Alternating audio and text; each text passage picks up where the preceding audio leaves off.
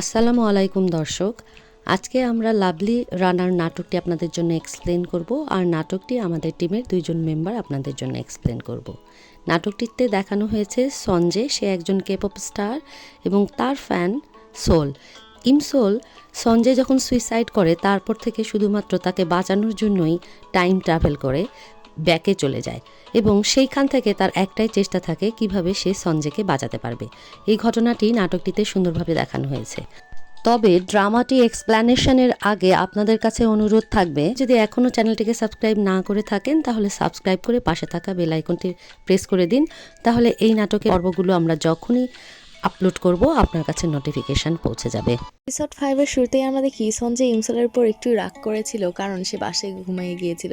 সে ইমসলকে বলে যে ইমসল যেন এরপরে আর কখনো বাসে না ঘুমায়। তখন ইমসল মজা করে বলে যে হ্যাঁ, সে আর বাসেও না, এমনিতেও সে আর কখনোই ঘুমাবে না। সঞ্জয় তখন ইমসলকে তার বাসায় দিয়ে নিজের বাসায় চলে যায়, আর ইমসল তাকে দেখে ভাবতে থাকে যে সে তার পাস্টে কত মেমোরিজই না মিস করেছে।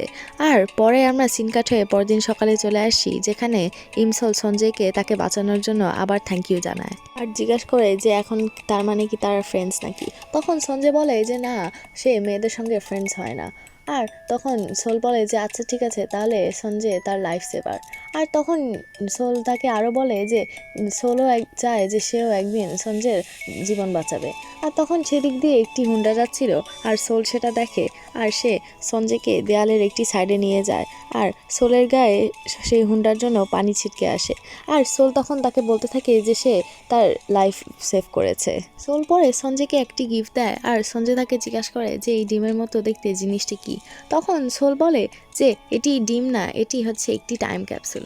আর তাকে বোঝাতে থাকে যে এটা তারা মাটির নিচে রেখে দিবে, আর তারা কয়েক বছর পরে মাটি খুঁড়ে এটা বের করে তাদের মেমোরিজগুলো দেখবে। আর তখন সঞ্জয় তাকে হেল্প করতে থাকে আর জিজ্ঞাসা করে যে এটা তারা কত বছর পরে আবার বের করবে। তখন সোল বলে যে তারা 2023 সালের দিকে এটা বের করবে। আর সঞ্জয় বলতে থাকে যে তারা এত বছর এটার জন্য কেন ওয়েট করবে। আর সোল বলতে থাকে যে 2023 সালে অনেক স্পেশাল একটি সাল, আর এর জন্য তাদেরকে ওই সালেই এই টাইম ক্যাপসুলটি খোলা লাগবে। আর সোল সঞ্জয়কে বলে যে তারা 2023 সালের তাহলে 1 জানুয়ারি মাঝরাতে এখানে দেখা করবে এই টাইম ক্যাপসুলটা খোলার জন্য। সঞ্জয় তাকে জিজ্ঞাসা করে যে তারা কি তার আগে তাহলে আর দেখা করবে না। তখন সোল বলে যে তারা ফিউচারে কি হবে সেটা জানে না, তাও যা কিছু হোক না কেন তারা যেন 2023 সালের 1 জানুয়ারিতে মাঝরাতে দেখা করে এই টাইম ক্যাপসুলটা খুলে। আর সোল মনে মনে বলতে থাকে যে তাহলে সে সঞ্জয়কে বাঁচাতেও পারে। আর পরে সঞ্জয় সেখান থেকে চলে যাচ্ছিল, আর তখন তার মনে পড়ে ইনহিয়ক তাকে বলেছিল যে সে থেসাংয়ের কাছ থেকে শুনেছিল যে থেসাং ইমসোলকে আসলে পছন্দ করে না, সে তাকে এমনি ডেট করছে। আর সে সোলকে সেটা বলতে যায়, কিন্তু পরে সে আর তাকে সেটা বলে না, সে তাকে জিজ্ঞাসা করে যে তার চোখগুলো কোথায়। তখন সোল তাকে দেখায় যে তার চোখ তো তার চোখেই আছে। আর তখন সঞ্জয় তাকে কিছু না বলে ওখান থেকে যেতে থাকে, আর সোল তাকে পিছন থেকে ডাকতে থাকে আর তার জন্য ওয়েট করতে বলে। পরে তারা যখন স্কুলে আসে, সোলের মনে পড়ে যে সে তার টাই আনতে ভুলে গিয়েছে। তখন সঞ্জয় তার টাই খুলে সেটা সোলকে দিয়ে দেয়। সোল তখন সেটা নেয়, কিন্তু সে সঞ্জয়কে জিজ্ঞাসা করে যে তার কি হবে। সঞ্জয় তখন তাকে বলে যে সে একটি অ্যাথলিট ছিল, আর সে তার স্কুল ইউনিফর্ম পরতো না, তো তাকে টিচার্সরা ধরবে না। আর আমরা দেখি যে এইসব থেসাং দূর থেকে দেখছিল। পরে আমরা দেখি সঞ্জয়কে টিচার ধরে ফেলেছিল এবং তাকে বলছিল যে সে আর অ্যাথলিট নেই, তাকে এখন ভালোভাবে স্কুল ইউনিফর্ম পরা লাগবে। আর সঞ্জয় তখন বলে যে আচ্ছা ঠিক আছে, তার ভুল হয়ে গিয়েছে। আর আমরা দেখতে পাই যে সেখানে থেসাংও ছিল, কারণ সেও তার স্কুল ইউনিফর্ম পরেনি। টিচার তাদের সবাইকে দৌড়াতে বলে, আর তারা যখন দৌড়াচ্ছিল তখন থেসাং সঞ্জয়ের কাছে যায় আর বলে যে সে যেন তার গার্লফ্রেন্ডের কাছে থেকে দূরে থাকে। 3 কাঠ হয়ে আমরা রাত্রে সঞ্জয়কে তার রুমে দেখতে পাই, এবং সে তার ফিউচারের প্ল্যান করছিল, কারণ সে তো এখন আর সুইমিং করতে পারছিল না। পরে তার কাছে ইমসোলের মেসেজ আছে, এবং ইমসোল তাকে জিজ্ঞাসা করে যে সে কালকে ফ্রি আছে কিনা। সিন কাট হয়ে আমরা পরদিন সকালে চলে যাই, যেখানে সঞ্জয় সোলের কাছে আসে এবং জিজ্ঞাসা করে যে সে তার সঙ্গে কেন দেখা করতে চেয়েছে। সোল তাকে বলে যে সে তার সঙ্গে একটি মুভি দেখতে যায়, যেটা শুনে সঞ্জয় খুবই অবাক হয়ে যায়। পরে সোল তাকে টেনে সিনেমা হলে নিয়ে যায়। তারা যখন মুভি দেখছিল তখন হলের ফায়ার অ্যালার্ম বেজে ওঠে, আর সবাই সেখান থেকে চলে যেতে থাকে। পরে সোল সঞ্জয়কে খুঁজতে থাকে, আর সে যখন তাকে দেখতে পায় সে দেখে যে সঞ্জয় অলিম্পিক্সের সুইমিং ইভেন্ট দেখছিল সবার সঙ্গে। আর এটা দেখে সঞ্জয় যে আর সুইমিং করতে পারবে না সেটা ভেবে তার অনেক খারাপ লাগে। পরে কোরিয়া অলিম্পিক্সে জিতে যায় আর এটা দেখে সঞ্জে খুবই খুশি হয়েছিল। আমরা তখন দেখি সঞ্জে আর ইমসল বসে কথা বলছিল আর আমরা জানতে পারি সঞ্জয়কে মুভি দেখতে নিয়ে এসেছিল যেন সঞ্জয় কোরিয়ার সুইমিং অলিম্পিক্স না দেখতে পায়।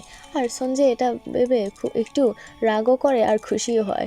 আর সে সোলকে বলে যে সে এখন ঠিক আছে, সে সুইমিং করতে পারতো না সেটা সে ছোটবেলা থেকেই জানতো, তাও সে সুইমিং করতো কারণ সে যখনই সুইমিং করতো তখন সে খুবই খুশি হয়ে যেত।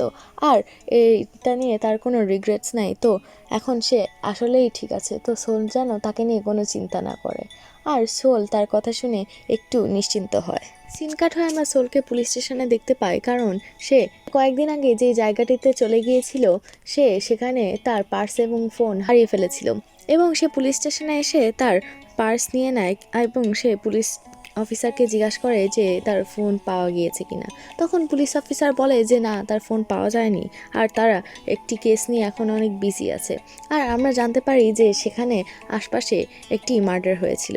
আর পরে সোল বাইরে এসে দেখে যে আসলে সেখানকার কাছে একটি ডেড বডি ছিল এবং সেখানে অনেক লোক গ্যাদার করেছিল সেই বডিটি দেখার জন্য।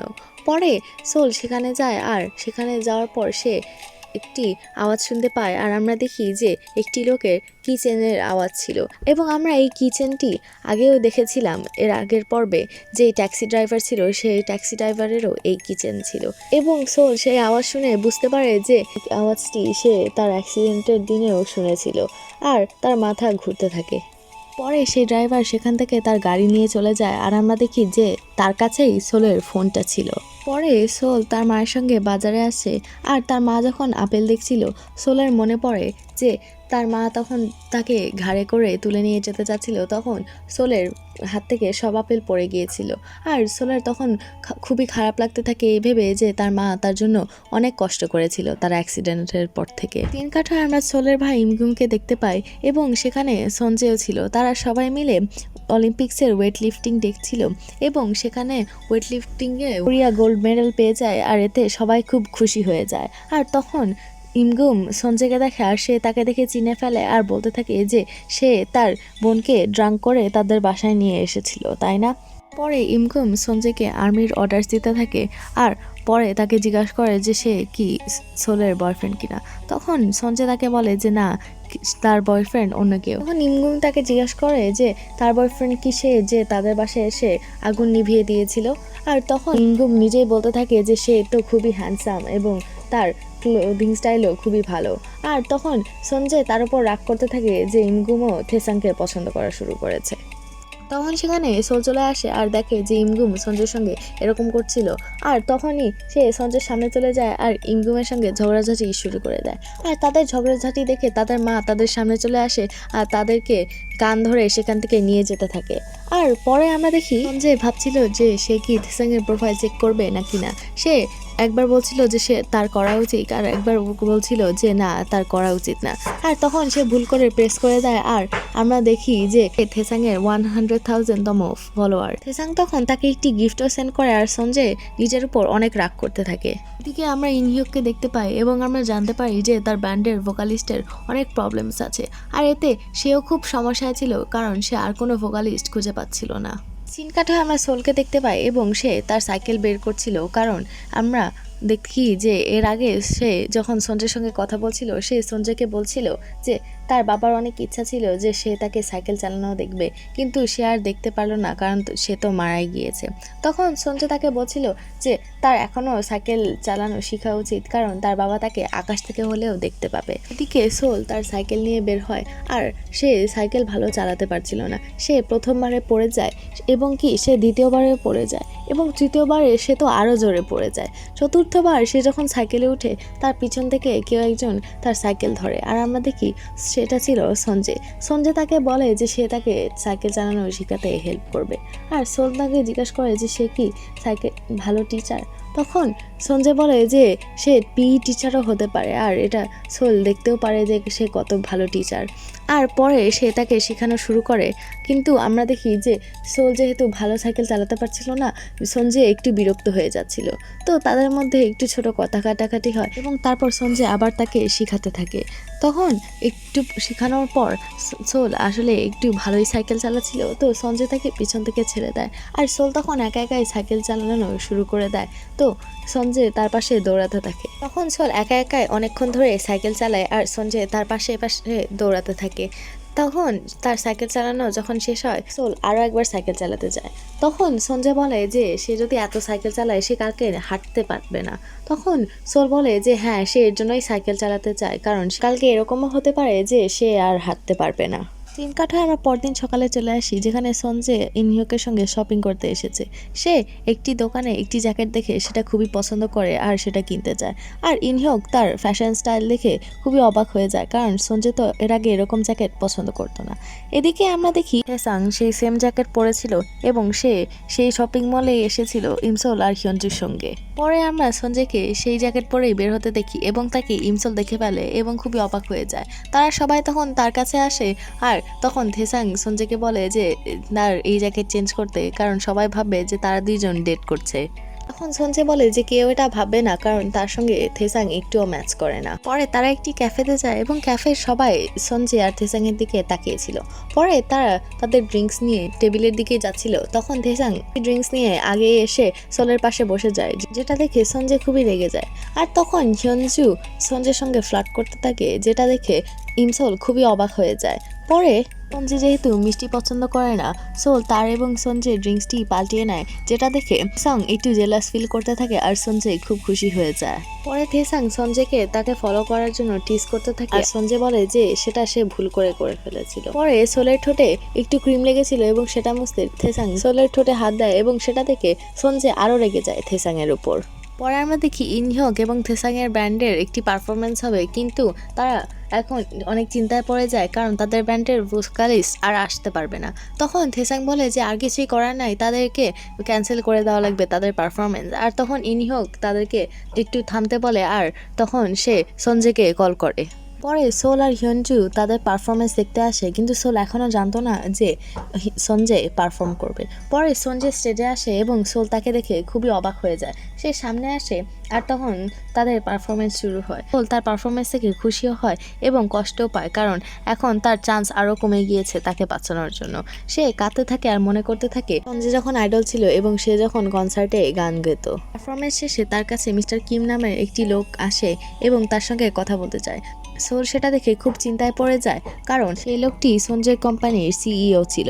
পরে সঞ্জয় তার বাসায় যাচ্ছিল এবং সোল তার কাছে আসে এবং জিজ্ঞাসা করে যে সে সেই লোকটির সঙ্গে কি কথা বলেছে, সেই লোকটি কি তাকে ডেবিউট করবে বলেছে। তখন সঞ্জয় বলে যে এরকম কিছুই হয়নি, সেই লোকটি তার নাম্বার চেয়েছিল এবং সে তার নাম্বার দেয়নি।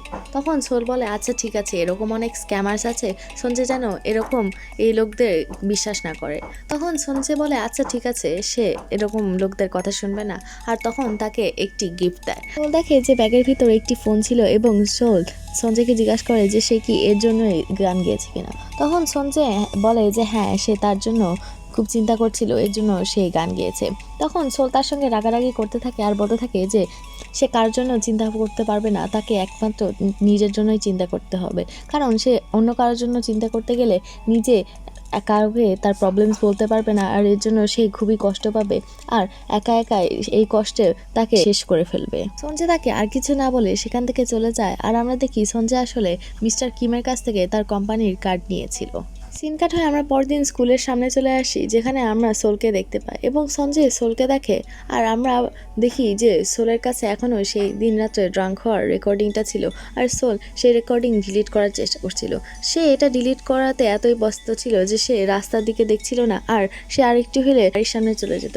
কিন্তু সঞ্জয় তার সামনে চলে আসে, আর তখন সঞ্জয় তার দিকে ঘোরে আর তাকে বলে যে সে কি থেসাংয়ের সঙ্গে ব্রেকআপ করতে পারবে কিনা। আর তখন সোল তার রেকর্ডিংয়েও শুনতে পায় যে যে সঞ্জয় বলছিল যে সে তাকে পছন্দ করে, আর সঞ্জয় তখন সামনাসামনিও তাকে বলে দেয় যে সে তাকে পছন্দ করে।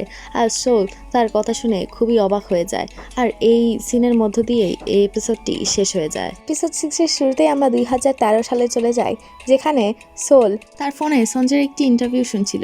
আর অন্যদিকে আমরা সঞ্জয়কে তার ইন্টারভিউয়ে দেখতে পাই এবং সেখানকার উপস্থাপিকা সঞ্জয়কে তার নতুন যে গান এসেছে সেটা নিয়ে জিজ্ঞাসা করে এবং বলে যে এই গানটাতেও সবার ফার্স্ট লাভ নিয়ে গান, তো সঞ্জয় কি এই গানটা তার ফার্স্ট লাভকে নিয়ে লিখেছে? তখন সঞ্জয় কোনো উত্তর না দিতে উপস্থাপিকা বুঝে যায় যে সঞ্জয় আসলেই তার ফার্স্ট লাভকে নিয়ে লিখেছে এবং সে তার ফার্স্ট লাভকে নিয়ে বলতে বলে।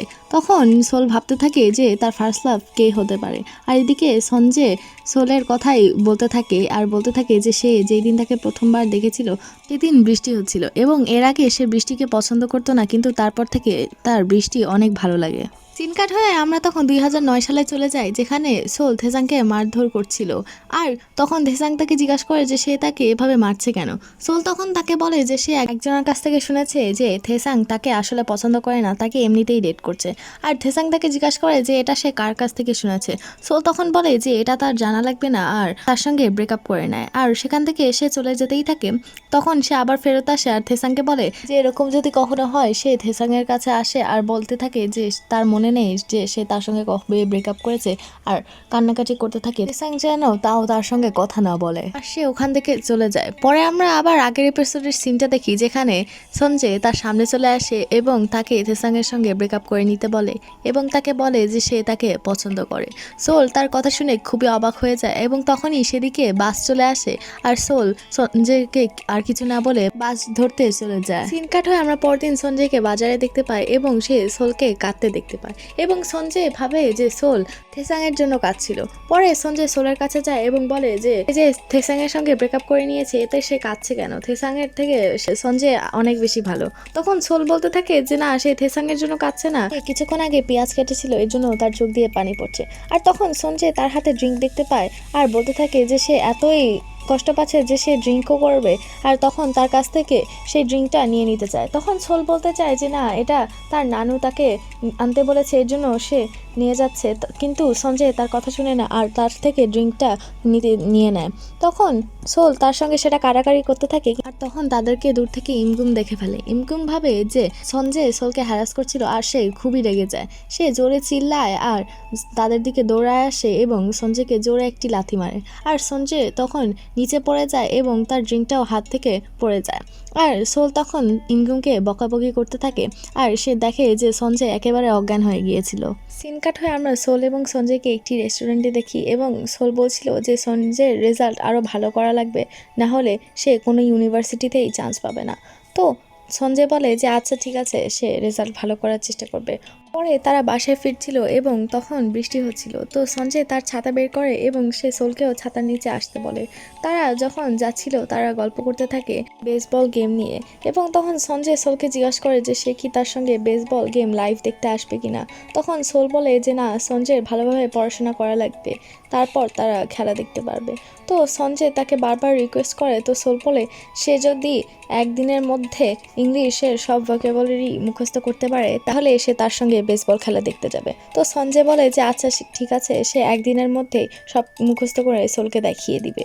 তারা সোলের বাড়ির সামনে এসে দেখে সেখানে থেসাং সোলের জন্য ওয়েট করছিল। থেসাং সোলের সঙ্গে কথা বলতে চায়, কিন্তু সোল তাকে বলে যে সে তাকে কিছুই বলতে চায় না। সে তাকে বারবার রিকোয়েস্ট করে, কিন্তু তখন সঞ্জয় রেগে যায়। তো থেসাংও তখন সঞ্জয়ের উপর রেগে যায় আর তার যেন আর কিছু না বলে তখন সোল বলে যে আচ্ছা ঠিক আছে, সে থেসাংয়ের সঙ্গে কথা বলবে। পরে তারা পার্কে যেয়ে কথা বলতে থাকে এবং থেসাং সোলকে বলে যে সে তাকে আগে এমনিতেই ডেট করছিল, কিন্তু সে এখন তাকে আসলেই পছন্দ করে। কিন্তু সোল বলে যে সে আর কিছুই করতে পারবে না, কারণ সোল এখন তাকে সেভাবে আর পছন্দ করে না। এদিকে আমরা সঞ্জয়কে তার বাবাকে হেল্প করতে দেখতে পাই এবং সে উঠে দেখে যে সোল তার বাসায় এসেছে কিনা। তখন তার বাবা জিজ্ঞাসা করে যে সে উঠে দাঁড়িয়েছে কেন, আর সঞ্জয় বলতে থাকে যে তার পা ব্যথা করছে। আর সে আবার বসে পড়ে আর তার বাবা তার সঙ্গে গল্প করতে থাকে। তখন সঞ্জয় আবার দেখে আর এখন সে সোলকে বাসায় ফিরে যেতে দেখতে পায়। আর তখন আমরা থেসাংকে বাইক চালিয়ে বাসায় যেতে দেখতে পাই। তখনই রোডে তার সামনে একটি ছোট বাচ্চা চলে আসে আর তার অ্যাক্সিডেন্ট হয়ে যায়। সিন কাট হয়ে আমরা সকালে সোলের বাসায় চলে যাই, যেখানে সোলের মা বলে যে সে একটি ট্রিপে যাবে। তখন সোল মনে করে যে এর আগে যখন এরকম হয়েছিল তখন সে তার মায়ের সঙ্গে খুব খারাপ ব্যবহার করেছিল। তো এখন সে তার মাকে ট্রলি নিয়ে হেল্প করে এবং তাকে বলে যে তার ট্রিপে এনজয় করতে আর তাকে আর ইমগুমকে নিয়ে চিন্তা না করতে। সোলের মা বলে যে তারা কি তাকে ছাড়া থাকতে পারবে, আর তখন সোল বলে যে তাকে ছাড়া তারা খুব ভালোভাবেই থাকতে পারবে, আর তাকে সে খুব খুশি হয়ে বিদায় জানায়। পরে সোল পুলিশ স্টেশনে যায় এবং সেখানে যে বলে যে তার 1 সেপ্টেম্বরে একটি অ্যাক্সিডেন্ট হতে পারে। পুলিশ তার কথা বিশ্বাস করে না, কারণ সে বুঝতে পারছে না যে সোল কিভাবে জানবে যে তার কবে অ্যাক্সিডেন্ট হবে, আর সে তাকে একটি চকলেট দিয়ে সেখান থেকে চলে যেতে বলে। তো সোল আর কি করবে না বুঝে সেখান থেকে চলে যায়। সিন কাট হয়ে আমরা সোলের নানিকে দেখতে পাই এবং তার কাছে একজন আর কল আসে। সে কল ধরে এবং ফোনে একজন বলে যে সে একটি ফোন খুঁজে পেয়েছে। তখন সোলের নানি সেই ড্রাইভারটিকে বলে যে সে কি সেই ফোনটি তাদের অ্যাড্রেসে পাঠিয়ে দিতে পারবে কিনা, এবং তার অ্যাড্রেসটি সেই লোকটিকে দিয়ে দেয়। সিন কাট হয়ে আমরা সোলকে স্টাডি করতে দেখতে পাই এবং সে সেখানে যে দেখে যে তার টেবিলের পাশেই সঞ্জয় ছিল এবং সে ইংলিশ ভোকাবুলারি মুখস্থ করতে করতে ঘুমিয়ে গিয়েছিল, এবং সে সেটা দেখে খুবই খুশি হয় আর সে নিজে পড়াশোনা করতে বসে। আর সে ভাবতে থাকে যে তার পড়াশোনা করে কি হবে, কারণ সে কিছুদিন পরে তো চলে যাবে। আর সে গান শুনতে থাকে। পরে সঞ্জয়ের ঘুম ভাঙে আর সে দেখে যে সোল গান শুনতে শুনতে ঘুমিয়ে গিয়েছে, আর সে তার একটু কাছে যেতে চায়, আর তখনই সোলের ঘুম ভেঙে যায়। তখন উঠে সেখান থেকে চলে যায় এবং পানি খেতে থাকে। তখন তার পিছে সঞ্জয় চলে আসে এবং তাকে এসে বলে যে সে ইংলিশের সব ভোকাবুলারি মুখস্থ করে ফেলেছে। তখন সোল যখন কিছু বলে না, তাকে সঞ্জয় বলে যে সে তাকে পরীক্ষাও করতে পারে যদি না বিশ্বাস করে। তখন সোল বলে যে না, সে তাকে বিশ্বাস করেছে। তো সঞ্জয় বলে যে তাহলে তারা একসাথে বেসবল গেম দেখবে। সিন কাট হয়ে আমরা পরের দিন চলে আসছি, যেখানে তারা দুইজন মিলে সবার সঙ্গে বেসবল গেম দেখছিল এবং তারা অনেকক্ষণ ধরেই সেখানে ছিল, এবং তার যখনই তাদের টিম স্কোর করছিল তারা খুবই খুশি হয়ে যাচ্ছিল। শেষে গেমে কোরিয়া জিতে যায় এবং তারা খুবই খুশি হয়ে যায়। পরে আমরা দেখি হসপিটাল থেকে এসব হেসাং দেখছিল এবং সে সেখানে সোল আর সঞ্জয়কে দেখে খুবই অবাক হয়ে যায়। আর তার বন্ধু বলতে থাকে যে সোল খুবই ভালো কাজ করেছে থেসাংয়ের সঙ্গে ব্রেকআপ করে সঞ্জয়কে পেয়ে। আর থেসাং খুবই রাগ করে তার বন্ধুকে সেখান থেকে লাথি মেলে বের করে দিতে থাকে। আর তখন সে হসপিটালে সোলের মাকে দেখতে পায়। এদিকে গেম শেষ হওয়ার পর সঞ্জয় সোলকে সাইডে নিয়ে আসে এবং তাকে জিজ্ঞাসা করে যে সে যে তাকে পছন্দ করে এ নিয়ে সোল কি করবে। আর তখন সোল কিছু বলতেই যায় আর সঞ্জয়ের ফোন বেজে ওঠে। সঞ্জয় ফোনটি কেটে দেয়, কিন্তু আবার তার ফোন বেজে ওঠে আর সোল তাকে বলে যে ফোনটি ধরতে, কোনো এমার্জেন্সি হতে পারে। তখন সঞ্জয় ফোন ধরে আর থেসাং ফোনের ওপাশ থেকে বলতে থাকে যে সোলের মা হসপিটালে আছে, তাই সোলকে সেখানে নিয়ে আসতে। তো সঞ্জয় তাকে সেখান থেকে নিয়ে যেতে থাকে। তারা যখন হসপিটালে আসে তখন সোল ডক্টরকে জিজ্ঞাসা করে যে তার মায়ের অবস্থা কেমন। তখন ডক্টর তাকে সব বলতে থাকে এবং বলে যে তার মায়ের অবস্থা তেমন ভালো না, তাড়াতাড়ি সার্জারি করা লাগবে।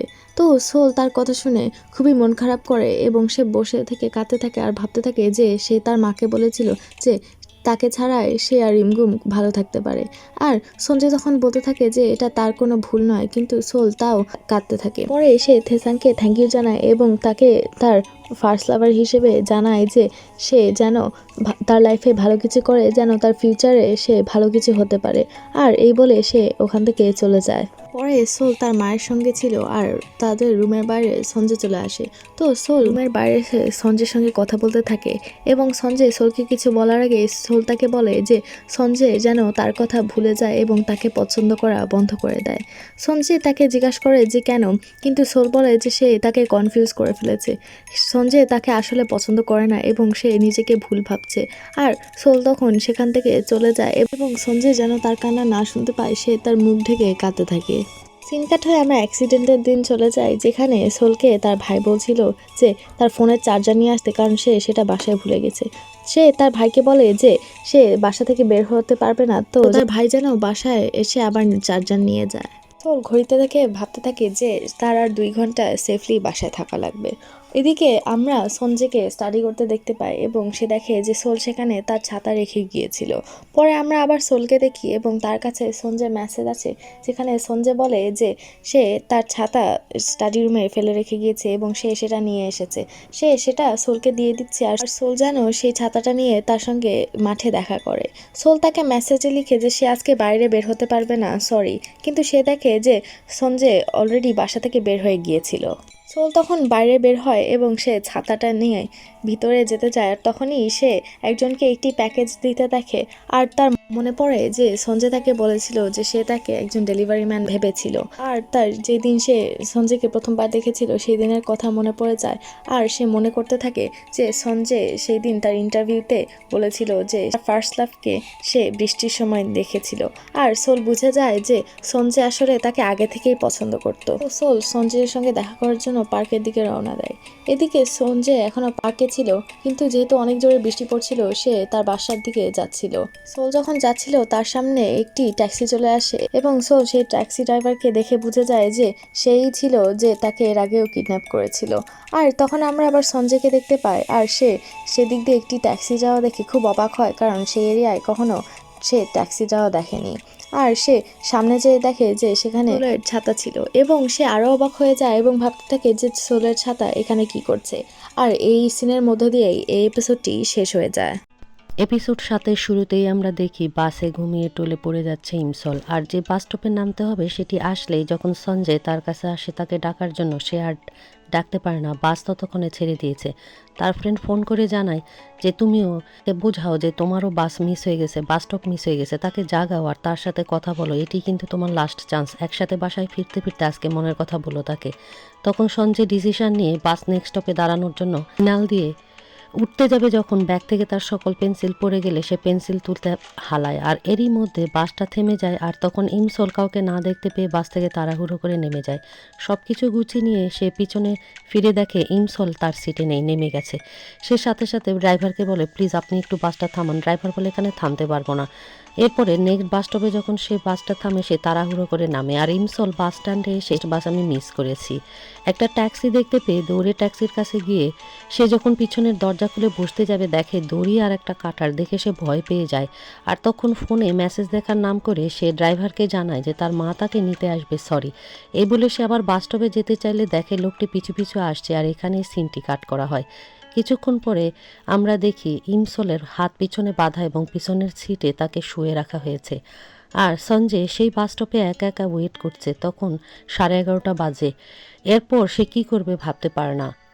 এদিকে দেখানো হয় ইমসলের কারটি একটা জায়গায় ওয়েট করছে। ততক্ষণ ইমসলের জ্ঞান ফিরেছে। সে দেখে তার হাতটি পিছনে বাঁধা। হাতটি খোলার চেষ্টা করে যখন পারে না তখন খেয়াল করে নিচে একটি কাঁটা রয়েছে। সে অনেক কষ্টে কাঁটাটি তুলে হাতটি কেটে বাঁধনমুক্ত হয়ে কার থেকে নেমে দৌড়ে পালাতে থাকে। আর কিডন্যাপার কারের কাছে এসে ব্যাক করে দেখতে থাকে যে কারের মধ্যে মেয়েটি নেই। সে তখন কার নিয়েই ইমসলকে পিছু ধাওয়া করতে থাকে, আর ইমসলও দৌড়াতে থাকে। এদিকে সঞ্জয় দূর থেকে দেখতে পায় যে একটি কার আসছে এবং সামনে বুঝতে পারে ইমসল দৌড়াচ্ছে। সেও তখন ইমসলের দিকে দৌড়াতে থাকে, আর দৌড়াতে দৌড়াতে ইমসল সেই ব্রিজের কাছে এসে দাঁড়িয়ে পড়ে। সেখানে পিছন থেকে কারটি এসে জোরে ইমসলকে ধাক্কা দিলে ইমসলের অ্যাক্সিডেন্ট হয় এবং ইমসল একবারে নদীতে গিয়ে পড়ে। সঞ্জয় দৌড়াতে দৌড়াতে এই দৃশ্যটা দেখছিল এবং সেখানে দাঁড়িয়ে থাকা অবস্থায় সেও সেই ট্যাক্সির ভেতরে কিডন্যাপারের মুখটি দেখতে পায়। ট্যাক্সি চলে গেলে সে লাফ দিয়ে পানিতে ঝাঁপিয়ে পড়ে এবং তারপরে ইমসলকে সেখান থেকে টেনে শুকনোতে তুলে নিয়ে আসে। আর ইমসলের মাথায় যেখানে ফেটে রক্ত বেরোচ্ছে সেখানে নিজের শার্ট খুলে সে যখন তাকে রক্ত বন্ধ করার চেষ্টা করছিল তখন কিডন্যাপার এসে সঞ্জয়ের উপরে আক্রমণ করে এবং সঞ্জয়কে মেরে ফেলতে চায়। সেই সময় সঞ্জয় আর কিডন্যাপারের বেশ কিছুক্ষণ ধস্তাধস্তি চলাকালীন সময়ে পুলিশের গাড়ি আসলে পুলিশের গাড়ি তাদেরকে দেখে শেষ পর্যন্ত উদ্ধার করে কিডন্যাপারকে ধরে। এরপর সিন কাট করে হসপিটালে দেখানো হয় সঞ্জয় বসে কাঁদছে, আর সেখানে ইমসলের মা এবং ভাই দৌড়িয়ে চলে আসে। আর সঞ্জয়ের হাতে সেই ঘড়িটি রয়েছে যেখানে 11:53 বাজে।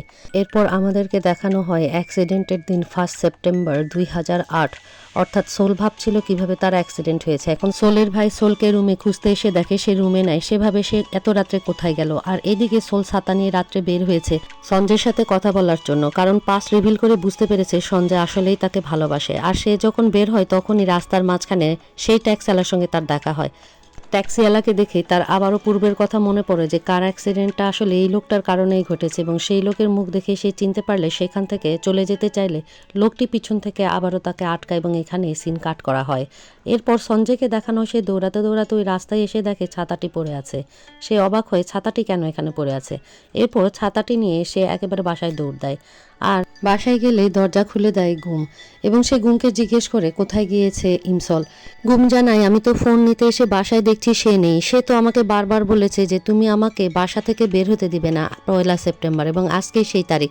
আরও বলেছিল যে আমি যেন কিছুতেই ওয়াটার রিজার্ভারের দিকে যেতে না পারি আজকের দিন। তখন এটা শুনে অবাক হয়ে যায় এবং তার মনে পড়ে সেই ওয়াটার রিজার্ভারে সেদিন যখন সে বাঁচিয়েছিল মোবাইল খুঁজছিল, তখন সে অবাক হয়ে ওয়াটার রিজার্ভার দেখছিল আর বলছিল আমি আমার অ্যাক্সিডেন্ট মনে করতে পারি, এখানেই আমার অ্যাক্সিডেন্ট হয়েছিল। তখন সে গুমকে বলে তার কি কোনো অ্যাক্সিডেন্ট হয়েছিল রিজার্ভারে, কিন্তু গুম বলে যে তার তো প্রিভিয়াসলি কোনো অ্যাক্সিডেন্টই হয়নি, তার মুখে গায়ে কোনো তো দাগই নাই।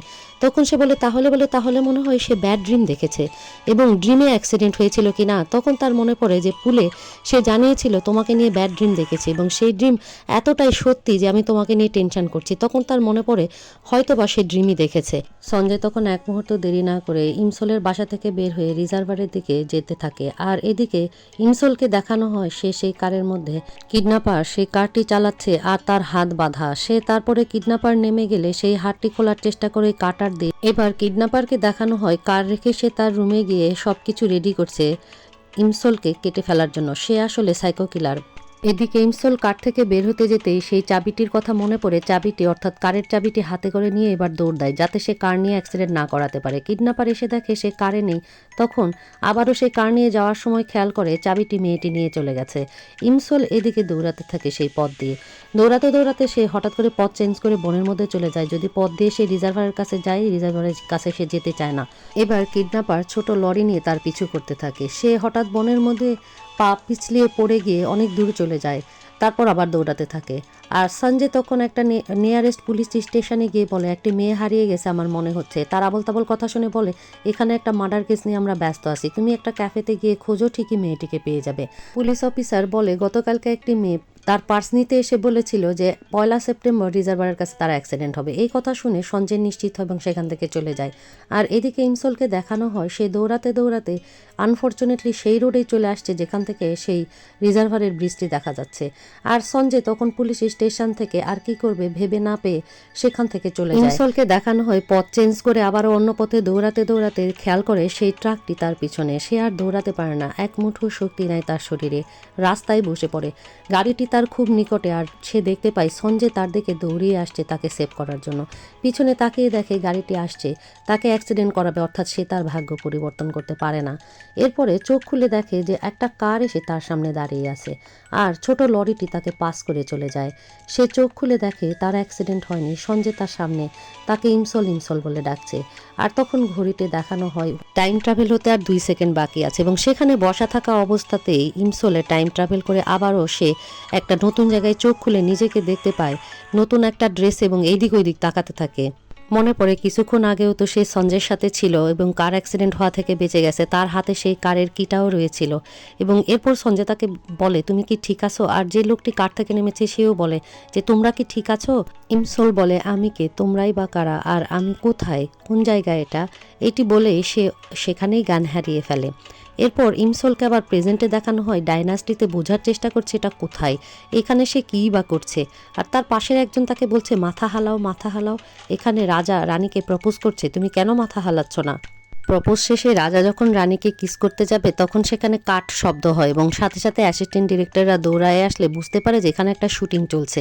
তারপরে তার জন্য কোট এনে তার গায়ে দিয়ে বলে যে তোমার মনে হয় ঠান্ডা লেগেছে, তোমাকে অনেক ধন্যবাদ, তুমি না থাকলে এই চরিত্রটা কে করতো, কেন তারা এক্সট্রা ভাড়া করেনি। তারপর ইমসল তার দিকে অবাক হয়ে তাকে বলে তুমি কে, আর সে বলে যে আমি কে মানে তুমি আমাকে চিনতে পারছো না। পরে ইমসলের মনে পড়ে যে ইনি তো সেই ফিল্ম কোম্পানির লোক যাকে সে পা না থাকা অবস্থায় দেখেছিল এবং পা থাকা অবস্থায়ও যে সে তাকে গ্রিটিংস করেছে সেটাও তার মনে পড়ে। হঠাৎ করে মনে পড়তে সে তখন তার পায়ের দিকে তাকায় এবং দেখে সত্যি তার পা তখনও আছে। সে তো খুশিতে লাফাতে থাকে আর কাঁদতে থাকে, ভাবে যে সে তাহলে সেই অ্যাক্সিডেন্ট পরিবর্তন করতে পেরেছে, তার ভাগ্য পরিবর্তন করতে পেরেছে। মনে পড়ে সঞ্জয় তাকে বাঁচাতে দৌড়াতে দৌড়াতে এসেছিল, আর সঞ্জয়ের কথা মনে পড়তেই তখন মোবাইলে বের করে যে সঞ্জয় কেমন আছে, বেঁচে আছে কিনা, এবং গুগলে সার্চ দিয়ে দেখে সঞ্জয় তখনও জীবিত আছে, অর্থাৎ তার জন্মটা দেখাচ্ছে, মৃত্যু দেখায়নি। আর খুশিতে হাসতে থাকে যে এখন তাকে সঞ্জয়ের কাছে যেতে হবে। তার মনে পড়ে সে বলেছিল যে 1 জানুয়ারি মিডনাইটে হানওয়াং রিভার ব্রিজে আমরা দুজন মিলে দেখা করব, এবং সেটি মনে পড়তেই সে দেখে 12টা 5 বাজে, তাহলে তাকে ব্রিজে যেতে হবে। এরপরই সে সেখান থেকে উঠে দৌড়াতে থাকে যে তাকে এখনই যেতে হবে। ব্রিজের উপরে দৌড়ানো তাকে দেখানো হয় যে সে দৌড়াচ্ছে আর সময় দেখছে, যে সে তো লেট করে আসেনি, চলে যায়নি তো সঞ্জয় তার জন্য ওয়েট করতে করতে। সে তখন ব্রিজের অপর দিকে দৌড়াতে থাকে এবং সেইখানে সে খেয়াল করে যে বেঞ্চটা থাকার কথা ছিল, যেখানে তারা বসে কথা দিয়েছিল, সেই বেঞ্চটা নাই। তারপর তাকে দেখা যায় সঞ্জয়ের বাড়ির সামনে সে দাঁড়িয়ে দাঁড়িয়ে সঞ্জয়ের বাড়ি দেখছে আর সঞ্জয়ের কথা ভাবছে। সেই মুহূর্তে সঞ্জয়ের গাড়িটি বাড়িতে ঢুকলেও সে সঞ্জয়কে খেয়াল করে না। সঞ্জয় বাসায় এসে দেখে যে তার বন্ধু অলরেডি তার বাসায় এসে তার বাথটাব ইউজ করছে। বসার রুমে ডোর ক্যামেরায় এসে সঞ্জয় চেক করে যে তার ডোর একটি মেয়ে ব্রেক করার চেষ্টা করছে, মেয়েটিকে দেখা যাচ্ছে না, সে হুডি পরে আছে। তখন তার বন্ধু এসে তার সাথে দেখে, আর সেই মুহূর্তে যখন সঞ্জয় দরজা খুলে বের হবে তার আগেই সেখানকার সিকিউরিটি এসে মেয়েটির পিছু করতে থাকে। সঞ্জয় তখন নিচে ফোন করে জানায় যে মেয়েটির বিরুদ্ধে যেন সু করা হয়, মেয়েটি ডোর ভাঙতে চেয়েছে। এদিকে মেয়েটি দৌড় দিতে চাইলে তার সঙ্গে ধাক্কা খায় ইমসোলের, আর ছবি ফেলে দিয়ে চলে যায়। পুলিশ এসে মিস্টেকেনলি ইমসোলকে ওই মেয়ে ভেবে গ্রেপ্তার করতে থাকে, কিন্তু ইমসোল বারবার বলে যে সে কিছু করেনি, তার কোনো দোষ নেই। কিন্তু পুলিশ অফিসার বুঝতে না পেরে ইমসোলকে একেবারে থানাতে নিয়ে যায়। থানায় গিয়ে পোস্টারটির লেখা সে ভালো করে পড়ে, গ্র্যাব সঞ্জয় অ্যান্ড রান, আর কাঁদতে থাকে সেখানে সঞ্জয়কে দেখে। পুলিশ অফিসারকে আবল তাবল কথা বলতে থাকে, বলে যে কেউ কি কারো ভাগ্য পরিবর্তন করতে পারে। পুলিশ অফিসার বলে আমার জানা মতে কেউ কারো ভাগ্য পরিবর্তন করতে পারে না, যেমন তুমি পারবে না। আজকে তোমাকে জেলে যেতে হবে, কারণ তোমার বিরুদ্ধে লসুট ফাইল করা হয়েছে, তুমি যার ডোর ভাঙতে চেয়েছো। সে তখন বারবার বলে সে কারো ডোর ভাঙতে চায়নি। সে একটা কার্ড দিয়ে বলে যে সে এই ফিল্ম কোম্পানিতে চাকরি করে এবং তার একমাত্র ড্রিম কোম্পানির ডিরেক্টর হওয়া, এবং সেই ড্রিমের প্রতি সে আগাচ্ছে। পুলিশ অফিসার এরকম পাগলামো কথা শুনে বলে যে জেলে যাওয়ার জন্য প্রস্তুত হও। সেই মুহূর্তে সেখানে কল চলে আসে যে তার বিরুদ্ধে লসুট করা হয়নি, সুতরাং মেয়েটিকে যেন ছেড়ে দেওয়া হয়। কিন্তু ইমসোল থানা থেকে যেতে চায় না, বলে না তার সু করা উচিত ছিল, কোন মেয়ে সেটা বের করার উচিত ছিল। তখন জোর করে তাকে থানা থেকে যখন বের করতে চাওয়া হয়, সঞ্জয়ের ম্যানেজার তখন তাকে দেখতে পায়, ভাবে এই মেয়েকে এত পরিচিত লাগছে কেন, এ তাহলে স্টোকার, একে তো আমি দেখেছি ফিল্ম কোম্পানিতে। সঞ্জয়কে দেখানো হয় সে সেই ফিল্মের স্ক্রিপ্টটি পড়ছে। তার ফ্রেন্ড সেখানে চলে আসলে সে বলে তুমি কেন ফিল্মে রাজি হচ্ছ না। সেই স্ক্রিপ্টটি তার হাতে ধরিয়ে দিয়ে বলে পড়ো, দেখো কি ভোগাস কাহিনী লিখেছে, এতই কাল্পনিক, এলিয়েন মারমেড তাদের ভালোবাসার কাহিনী। তার ফ্রেন্ড তখন বলে হলোই বা কাহিনী, তুমি রাজি হয়ে যাও। সে বলে না, এই কাহিনীতে রাজি হওয়া যাবে না। তার ফ্রেন্ড তখন জানায় তুমি আসলে অনেক চুজি। এরপরে সেখানে এসে হাজির হয় সেই ম্যানেজার, এসেই বলে আমি মনে হয় সেই স্টকার মেয়েটিকে দেখতে পেরেছি, তাকে আমি এখনই থানায় দেখে আসলাম, সে তো আর কেউই নয়, ওই ফিল্ম কোম্পানিরই মেয়ে। তখন তারা মনে করে যে ওই ফিল্ম কোম্পানি তাহলে ওই মেয়েটিকে পাঠিয়েছে এই ফিল্মে রাজি হওয়ার জন্য। এতে তো তারা আরো বেশি হতাশ হয়ে যায়, ভাবতে থাকে যে একটা ফিল্মে রাজি করানোর জন্য তারা এত দূর পর্যন্ত যেতে পারে, একটা মেয়েকে কিনা দিয়ে এসে কিনা এই রুমের লক অর্থাৎ দরজাটি ভাঙাবে। এতেই তারা অবাক হয় আর ভাবতে থাকে। সিন কাট করে ইমসলকে দেখানো হয় সে তার ঘরে প্রবেশ করে ঘরের সবকিছু দেখে খুবই অবাক হয়ে যায়। যেখানে আগে সঞ্জয়ের ছবি ছিল সেগুলো আর নেই, তার যে আইডলদের ছবিতে ভরা ছিল জানালা ওয়াল সেগুলো নেই, একেবারে নতুন করে সাজানো ঘর। সে তাই ভাবে যে সব কিছু পাল্টে গেছে, তাই তো হবে, সব কিছু চেঞ্জ হয়ে গেছে যেহেতু সে অ্যাক্সিডেন্টকে রোধ করতে পেরেছে। এরপর সে বিছানায় শুয়ে শুয়ে ভাবে ভালোই হয়েছে, আর ঘড়িটা খুঁজতে থাকে। ঘড়িটা না পেয়ে ভাবে ঘড়িটাও তো তার কাছে আর থাকবে না, এই সব কিছু নিশ্চয়ই কোনো ভালোর জন্য। এরপর সে চোখ বন্ধ করে ঘুমিয়ে পড়ে। সকালবেলা ঘুম থেকে সে যখন জাগে তখন ভাবে কোথায় এটা, আমি কোথায় এলাম। তারপর তার দাদিকে দেখতে পেয়ে সে তো খুবই খুশি হয়।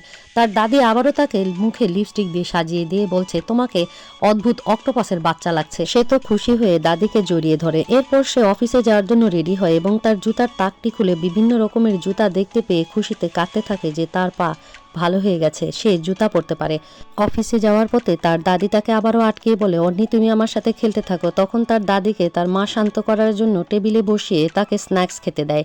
আর অফিসে যাওয়ার সময় সে মাকে জিজ্ঞেস করে মা আমাকে যে লোকটি কিডন্যাপ করেছিল তার কি হয়েছে। তার মা বলে তাকে পুলিশ ধরে জেল হয়েছে তার। কেন তুমি এটা জিজ্ঞেস করছো? বলছে না এমনি আমার মনে পড়লো তাই। এরপর সে অফিসে যেতে চাইলে তার মা পিছন থেকে ডেকে বলে তুমি কি গাড়ি না নিয়েই অফিসে চলে যাবে? তার মা তখন তার হাতে গাড়ি চাবি ধরিয়ে দিলে সে তো খুবই খুশি হয়ে যায় যে তার তাহলে একটা গাড়িও আছে।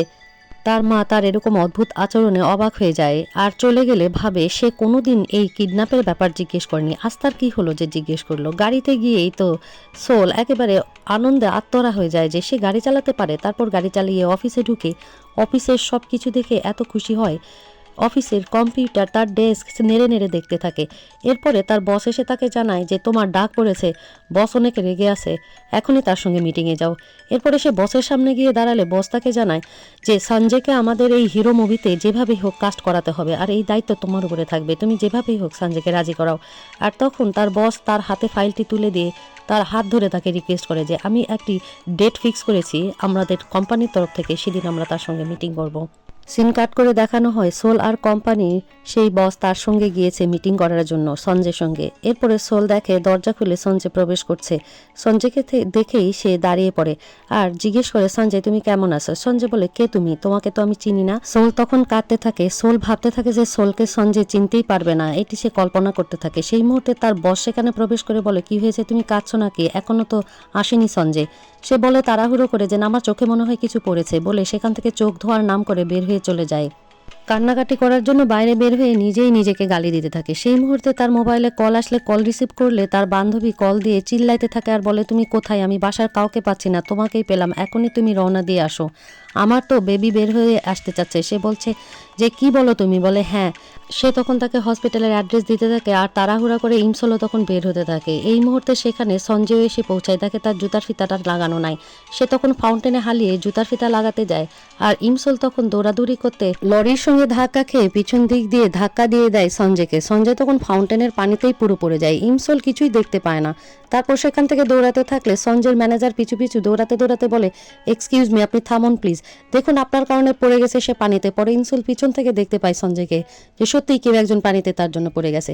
কিন্তু সে যেহেতু ইমার্জেন্সিতে ছিল তাই কার্ড বের করে দিয়ে বলে আমার সঙ্গে পরে যোগাযোগ করবেন, আমি কম্পেনসেশন দিয়ে দিব। কার্ড দিয়ে ইমসল যখন দৌড়াতে থাকে তখন আবার পিছন থেকে তাকে দেখতে পায় সঞ্জয়। সঞ্জয়ের কাছে এসে ম্যানেজার জানায় এ তো ওই কোম্পানিরই মেয়ে মনে হচ্ছে, এই কার্ডটা দিয়ে গেছে, বলছে কম্পেনসেশন দিবে। সঞ্জয় বলে আনবিলিভেবল মেয়েটা। ম্যানেজার এসে বলে সে তো ওই কোম্পানিরই মেয়ে, আমার তো মনে হচ্ছে যে এটা ইচ্ছা করে সাজানো, পারপাসফুলি এটা করেছে। তখন সঞ্জয় সেখান থেকে চলে যায়।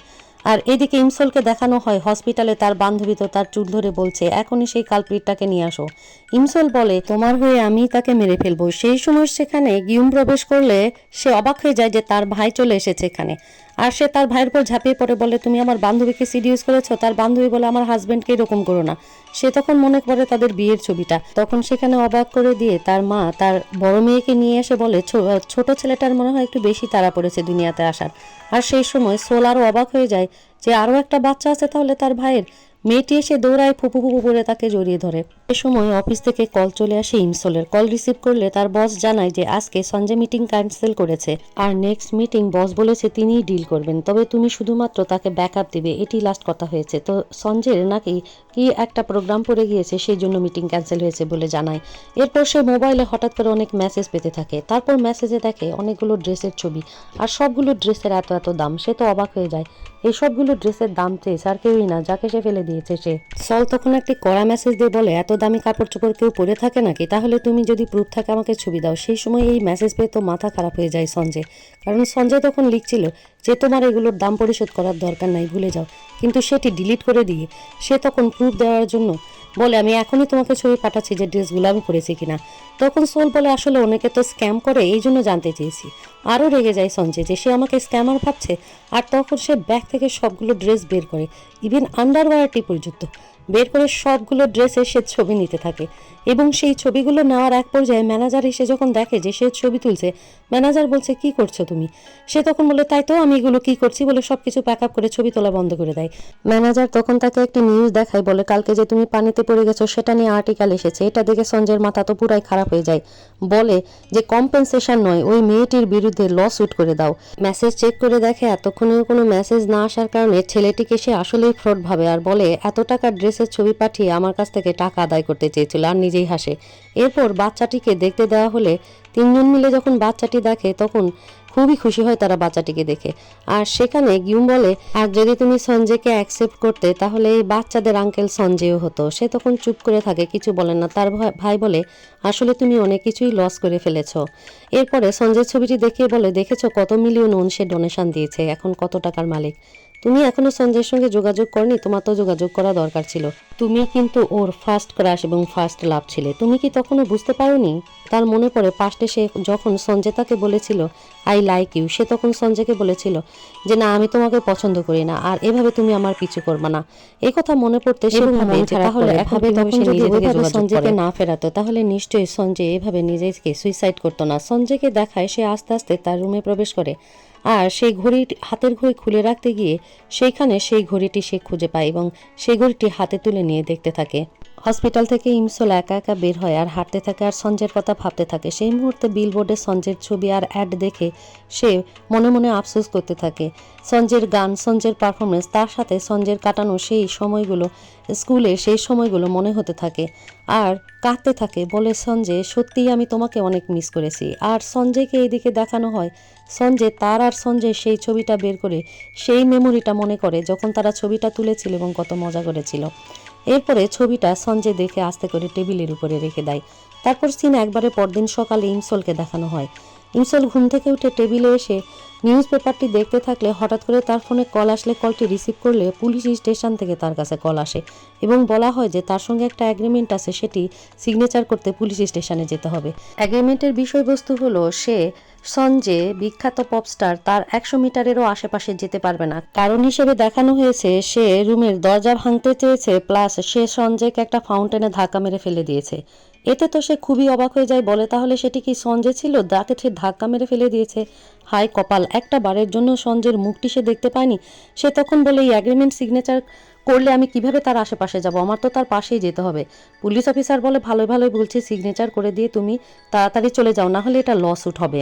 সিগনেচার করে দিয়ে ইমসল চেক করে আজকেই তো সেই কনসার্টটা সেদিন পোস্টপন্ড হয়েছিল, সুতরাং সে একেবারে কনসার্টের সেই স্পটে গিয়ে ফুলের একটি তোড়া নিয়ে গিয়ে ভেতরে ঢুকতে চাইলে তাকে পাহারাদাররা বলে সে ঢুকতে পারবে না টিকিট ছাড়া। এরপরে সে ফোন লাগায় সেই লোককে, অর্থাৎ ম্যানেজারকে, বলে যে সে এখানে কথা বলতে এসেছে। ম্যানেজার বলে, তুমি এখনই চলে যাও, না হলে কিন্তু তোমার বিরুদ্ধে লস উঠবে। কিন্তু সে যেতে চায় না দেখে ম্যানেজার সঞ্জয়কে এসে জানায়, সঞ্জয় সেই মেয়েটা এখানে বাইরে গেটে চলে এসেছে, তোমার সাথে কথা বলতে চাই। সঞ্জয় বলে, আমি তো রেডি হচ্ছি যাওয়ার জন্য, তুমি যে মেয়েটিকে বলো যে আমি তার সঙ্গে দেখা করতে চাই না, সে যেন 100 মিটারেরও মধ্যে না আসে। ম্যানেজার বলে, আমি চাচ্ছিলাম তুমি মেয়েটির চেহারাটি দেখো যে তোমাকে ধাক্কা দিয়ে ফেলে দিয়েছে। সোলকে দেখানো হয় ম্যানেজার এসে তাকে সেই সব কথা বলছে যেগুলো সঞ্জয় বলেছে। তখন সোল ফুলের তোড়াটি দিয়ে সেখানে তার নাম কার্ডে লিখে দিয়ে বলে, অবশ্যই এই ফুলের তোড়াটি আর কার্ড আর আমার নাম মেনশন করবে, আমি তার ফ্রেন্ড হই, সেই নাম বললেই আমাকে চিনবে। বলে জোর করে কার্ডটি এবং ফুলের তোড়াটি তার হাতে ধরে দেয়, আর সে তখন ফুল নিয়ে চলে যায় বাধ্য হয়েই।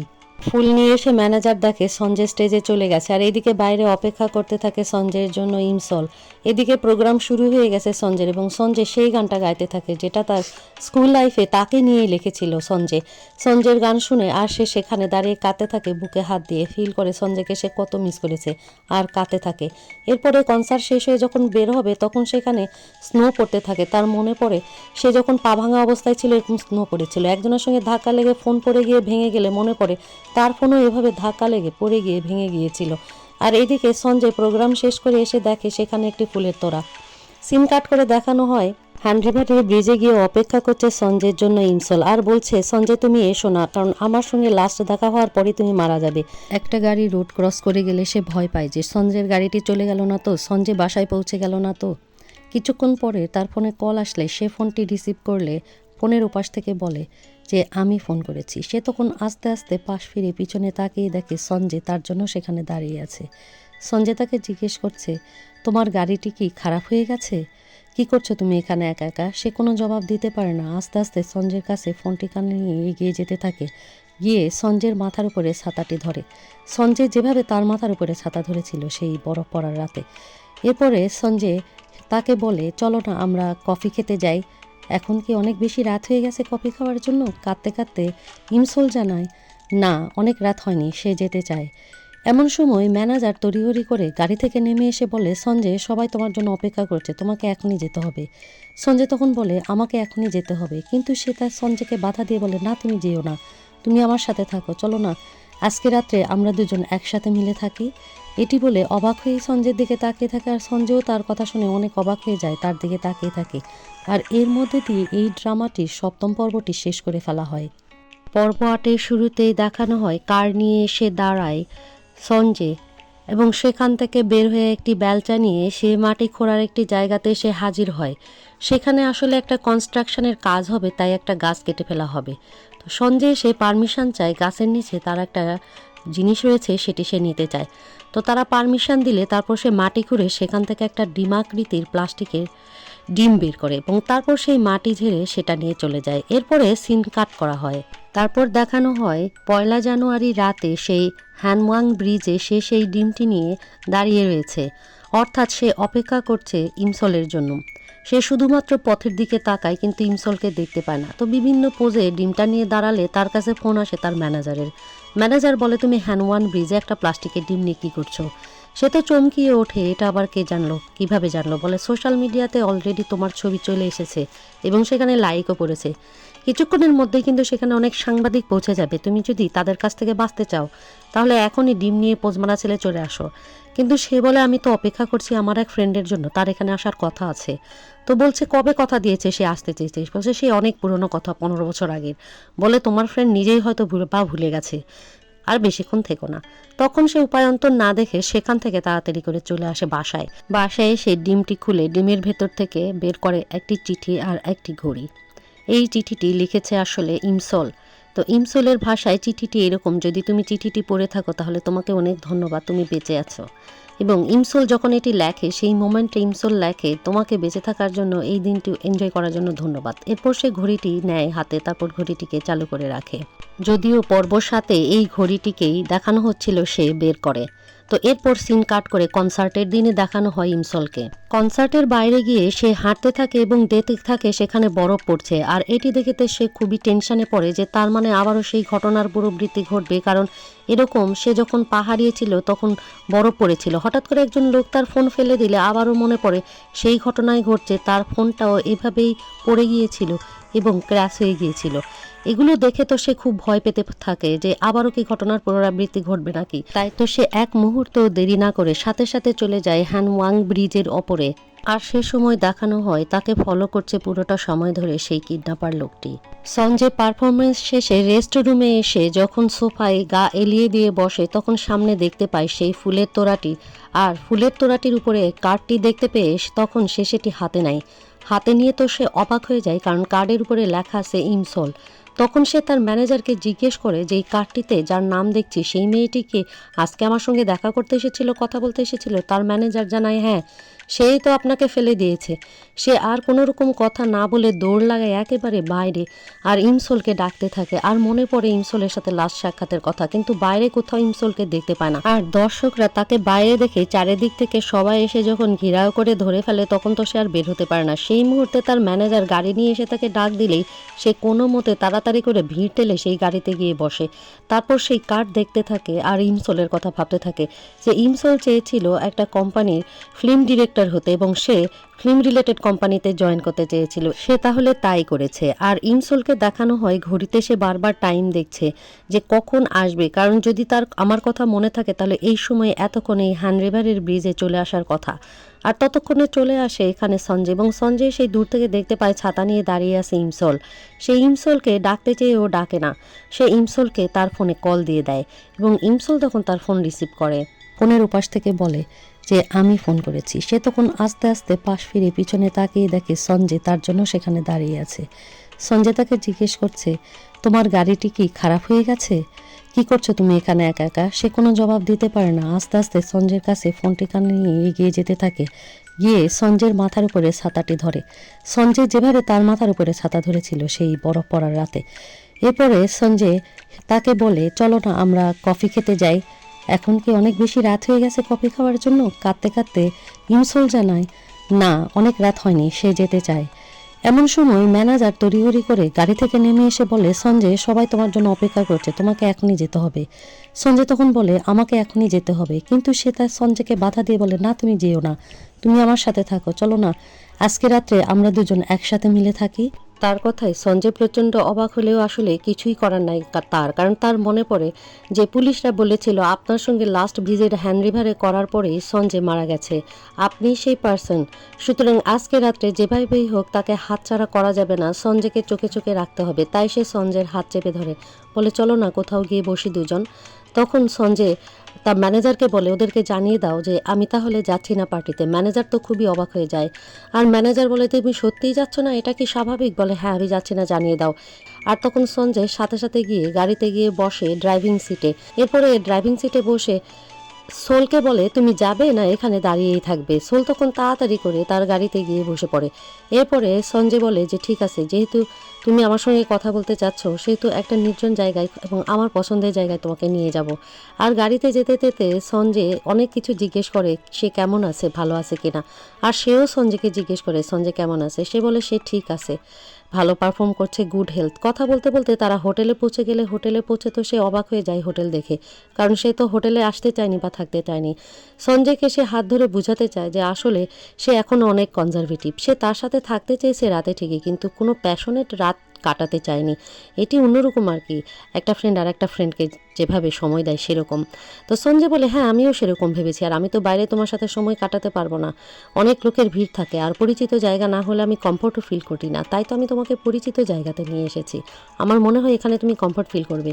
সেই সময় বার অ্যাটেন্ডেন্ট আসলে সঞ্জয় বলে আমাদের দুজনকে বসার জন্য একটা নির্জন স্পেস দিন যেখানে কেউই থাকবে না।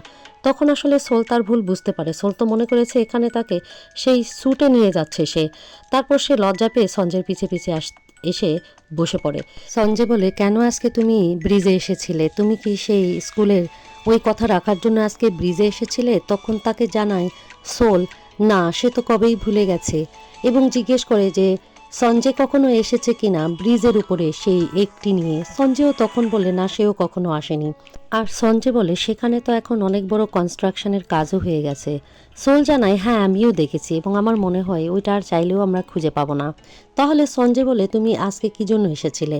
সোল বলে আমি অ্যাপোলজি চাওয়ার জন্য এসেছিলাম, আসলে আমি যে ধাক্কা মেরে তোমাকে ফেলে দিয়েছি ওটা আমি বুঝতে পারিনি। সঞ্জয় জানায় তুমি টেনশন করো না, আমি তো লসুট ফাইল করতেই না করে দিয়েছি, আর তুমি ওই ফিল্ম কোম্পানি থেকেই ওখানে কি কাজ করছো? তখন সে জানায় যে সে ফিল্ম কোম্পানিতে জয়েন করেছে এবং এই জবটাও সে খুব এনজয় করে। এরপর সে খুব খুশি মনে সঞ্জয়কে জানায় যে সে আসলে যে ড্রিম ফুলফিল করতে চেয়েছিল তাই হচ্ছে। আর এদিকে সঞ্জয়ের অন্যান্য টিমের সদস্যরা ছবি তুলে সোশ্যাল মিডিয়াতে পোস্ট করছে যে তারা সবাই সাকসেস পার্টি করছে আজকে কনসার্টের। আর এই পোস্ট যখন সবাই ভিউ করে তখন কমেন্টস করতে থাকে যে তোমাদের সবাইকে দেখছি কিন্তু সঞ্জয়কে কেন পার্টিতে দেখা যাচ্ছে না। কিছু কিছু জন আবার কমেন্টস করে সঞ্জয়কে দেখা গেছে একটা হোটেলে একটা মেয়েকে নিয়ে গেছে, এটা কিভাবে হয়? সেই সময় সঞ্জয়ের কাছে তাড়াতাড়ি ফোন দেয় তার ফ্রেন্ড। সঞ্জয়কে বলে সোশ্যাল মিডিয়ায় তো অলরেডি রটে গেছে যে তুমি হোটেলে গিয়েছো একটি মেয়েকে নিয়ে আজকের পার্টিতে না এসে, তা মেয়েটিকে বলো তো আমাদেরকে না জানিয়ে এনজয় করছো একা একাই। ইনহিউক জানায় সাবধানে থেকো, এতক্ষণে অনেক সাংবাদিক হোটেলের গেটে পৌঁছে গেছে, পারলে বের হয়ে যেও তাড়াতাড়ি। কথা বলে ফোন রেখে সে আসলে টেনশনে পড়ে যায়। আর তখনই সাথে সাথে জানায় সোলকে যে সোল আমাকে যেতে হবে, এখানে আর আমি থাকতে পারবো না, কারণ মনে হয় সাংবাদিকরা অলরেডি চলে এসেছে। সোল তো তখন খুবই অবাক হয়ে যায়, কেন এত তাড়াতাড়ি যেতে হবে, তার তো কথাই শেষ হয়নি। কিন্তু সে জানায় যে না, তোমার এবং আমার নিরাপত্তার জন্য। ঘড়িতে তাকিয়ে দেখে তখনও সময় অনেক বাকি আছে। আর সোলের এই টেনশনের এই মুখটি দেখে সে তার মুখটি ঢেকে দিয়ে বলে তুমি আগে যাও। পরে বলে না না, আগে আমি বের হয়ে যাই, তারপর তুমি পিছিয়ে আসো, বলে সে চলে যায়। আর সোল তখন একা একা যখন বের হয় দেখে একজন লোক সেখানে কিছু আমব্রেলা নিয়ে যাচ্ছে, আর তখনই তার মাথায় একটা বুদ্ধি চলে আসে। এদিকে যখন সঞ্জয় লিফটে উঠতে যাবে পিছন থেকে তাকে টেনে ধরে সোল তাকে ছাতা দিয়ে ঢেকে দেয় আর বলে যে এইভাবেই আমি তোমাকে বের করব। তারপর সাংবাদিকরা গাড়িতে বসে ক্যামেরা নিয়ে রেডি হয়ে আছে, দেখে দুজন ছাতা নিয়ে বের হয়েছে, বলে এইটা কি, কে বের হচ্ছে, কে যাচ্ছে? আর সোল তো তাকে নিয়ে তার গাড়ির দিকে যাচ্ছে। ম্যানেজার বের হয়ে সঞ্জয়কে গাড়িতে উঠতে বললেও সোল ম্যানেজারকে ধাক্কা দিয়ে গাড়িতে ফেলে দিয়ে সঞ্জয়কে নিয়ে চলে যায় তার নিজের গাড়িতে। এরপর জোর করে সঞ্জয়কে প্যাসেঞ্জারের সিটে বসিয়ে সে ড্রাইভিং সিটে বসে বলে আমি তোমাকে নিরাপদে এখান থেকে বের করব। তারপর তার সিটটি হালিয়ে দেয় যাতে কেউ তাকে দেখতে না পায়। সঞ্জয় তো খুবই অবাক হয়ে যায় তার এর আচরণে। আর সোল তখন একা একাই গাড়ি নিয়ে ধুঁ করে বের হয়ে চলে যায় সেইখান থেকে। সঞ্জয়কে বলে দেখো আমি খুব ভালো ড্রাইভিং করছি না, আর সঞ্জয় বলে তুমি তো একদমই চেঞ্জ হওনি সোল। এরপরে তারা পৌঁছে যায় সঞ্জয়ের বাসায়, আর সেখানে সঞ্জয় যখন বাসায় চলে দিচ্ছে তাই সোল তখন একেবারে তার টয়লেট লাগার নাটক করতে থাকে, কারণ সে সঞ্জয়ের সাথে থাকতে চায়, তখনও কিন্তু সময় পার হয়নি সেই জন্য। আর তখন সঞ্জয় অবাক হয়ে যায় এবং বলে ঠিক আছে ওকে চলো। তারপর সঞ্জয় তাকে নিয়ে তার ফ্ল্যাটে চলে যায়। আর এদিকে সঞ্জয়ের ফ্রেন্ডের কাছে ম্যানেজার ব্যাক করে বলে আর বলো না, সঞ্জয়কে নিয়ে সেই মেয়েটা চলে গেছে। তখন বন্ধু বলে কোথায় গেছে, ইনহিউককে ম্যানেজার জানায় ফ্ল্যাটে চলে গেছে। ইনহিউক তো আরও অবাক হয়ে যায়, বলে ফ্ল্যাটে চলে গেছে, তারা দুজন আজকে রাত্রে ফ্ল্যাটে কাটাবে সময়। এটা তো ভাবতেই পারে না ইনহিউক যে সঞ্জয় আর ফ্ল্যাটে একটা মেয়ে নিয়ে গেছে।